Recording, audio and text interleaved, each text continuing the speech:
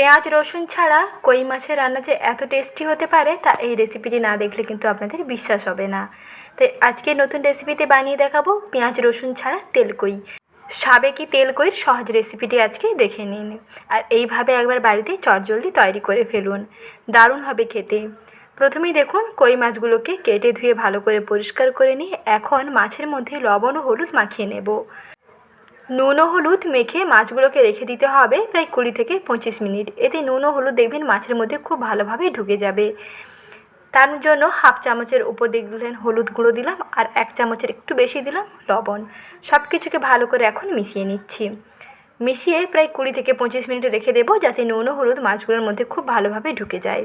আর এদিকে কী কী মশলা নিয়েছি একটু দেখিয়ে দিচ্ছি দেখুন। প্রথমেই দেখুন, এখানে প্রথমেই বলেছিলাম পেঁয়াজ রসুন ছাড়া বানাবো, তাই নিয়েছি এখানে টমেটো আর বেশ খানিকটা জিরে লাগবে। জিরেগুলোকে আগে থেকে জল দিয়ে ভিজিয়ে রাখবেন। আর আদা লাগবে, আদার এইরকম টুকরোগুলো নিয়েছি। সঙ্গে নিয়েছি শুকনো লঙ্কা, শুকনো লঙ্কাও জল দিয়ে ভিজিয়ে রাখতে হবে। জিরে এবং শুকনো লঙ্কা কিন্তু আলাদা আলাদা করে বেটে নিতে হবে, সঙ্গে আদাটাকেও বাটতে হবে। তাই জিরেটা আগে থেকে একটু জল দিয়ে ভিজিয়ে রাখলে ভালো হয়।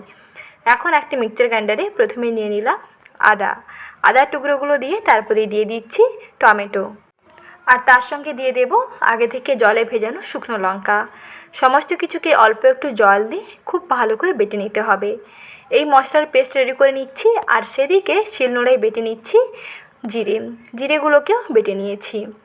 এখন দেখুন পেস্ট এদিকে রেডি করে নিয়েছি, আর এদিকে জিরেটাও বাটা হয়ে গেছে।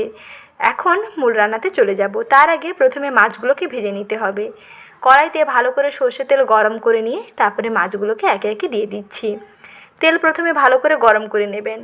গরম তেলের ওপরে মাছগুলোকে দেবেন, তাহলে দেখবেন মাছগুলো খুব সুন্দরভাবে ভাজা হবে, আর কড়াইতে কোনো রকম লেগে যাওয়ার ভয় থাকবে না। অনেক সময় ঠান্ডা তেলের মধ্যে মাছগুলো ছেড়ে দিলে কিন্তু কড়াইয়ের নিচে মাছগুলো আটকে যায় আর মাছগুলো ভেঙে যায়। কিন্তু এই রকম যদি বেশ ভালো করে গরম করে তেলের ওপরে তারপরে যদি মাছগুলোকে ছাড়েন, দেখবেন কোনো সময় মাছ আর ভাঙবেও না, আর মাছগুলো খুব সুন্দরভাবে ভাজা হয়ে যাবে। প্রথমে তেলটা ভালো করে গরম করে নেবেন, বেশ গরম করে নেবেন, উপর একেবারে ধোঁয়া ওঠা গরম যাকে বলে, ধোঁয়া ওঠা গরম করে নিয়ে মাছগুলোকে ছাড়বেন। তারপরে গ্যাসের আঁচটা কমিয়ে ভেজে নেবেন, বেশ সুন্দরভাবে ভাজা হয়ে যাবে। কড়াইতে সর্ষের তেল আছে, আরও কিছুটা সর্ষের তেল অ্যাড করে দিয়ে প্রথমেই দিয়ে দিলাম গোটা জিরে ফোড়ন। গোটা জিরে এবং অল্প একটু কালো জিরেও এখানে অ্যাড করতে পারেন। জিরে ভাজা ভাজা করে নিয়ে তারপর যে পেস্ট রেডি করে নিয়েছিলাম আদা, শুকনো লঙ্কা এবং টমেটো, সেই পেস্ট দিয়ে তেলের সঙ্গে একটু কষিয়ে নিচ্ছি। কিছুক্ষণ কষানোর পরেই দিয়ে দেব জিরে বাটা। তারপরে সমস্ত মশলাগুলোকে কষিয়ে নেব। আর জিরের পরিমাণটা দেখলেন বন্ধুরা একটু বেশি থাকবে। গ্যাসের আঁচটা একেবারে কমিয়ে রেখেছি। গ্যাসের আঁচটা কমিয়ে কিছুক্ষণ পর্যন্ত এই মশলাটাকে কষাতে হবে। মশলার একটা কাঁচা গন্ধ মোটামুটি চলে গেলে তারপরে একে একে আরও কিছু মশলা অ্যাড করছি। স্বাদ মতো লবণ দিয়ে দিলাম, তারপরে দিচ্ছি হলুদ গুঁড়ো, আর দিচ্ছি এখানে গোলমরিচের গুঁড়ো। অবশ্যই বন্ধুরা এইরকম গোলমরিচের গুঁড়োটা অ্যাড করার চেষ্টা করবেন, এতে সেন্ট এবং টেস্ট দেখবেন দুর্দান্ত হবে। তারপরে অল্প একটু জল দিয়ে এই মশলাটাকে কষিয়ে নিচ্ছি। মশলা ততক্ষণ পর্যন্ত কষাবো যতক্ষণ পর্যন্ত না মশলা থেকে সম্পূর্ণ তেলটা রিলিজ হয়ে আসছে। কিছুক্ষণ কষানোর পরে দেখবেন মশলার কালারটা সম্পূর্ণ চেঞ্জ হয়ে যাবে এবং তেলটাও রিলিজ হতে শুরু করবে।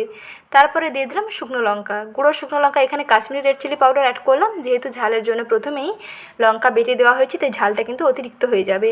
তাই এখানে অল্প একটু Kashmiri red chilli powder add করবেন, এতে কালারটা সুন্দর হবে, তবে ঝালের পরিমাণটা কিন্তু বাড়বে না।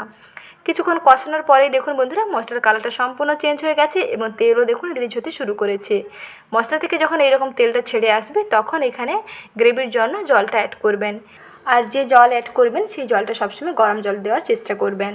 রান্নাতে গরম জল দিলে রান্নার টেস্টও দুর্দান্ত হয়, আর সঙ্গে রান্নাটা খুব কম সময়ে তাড়াতাড়ি হয়ে যায়।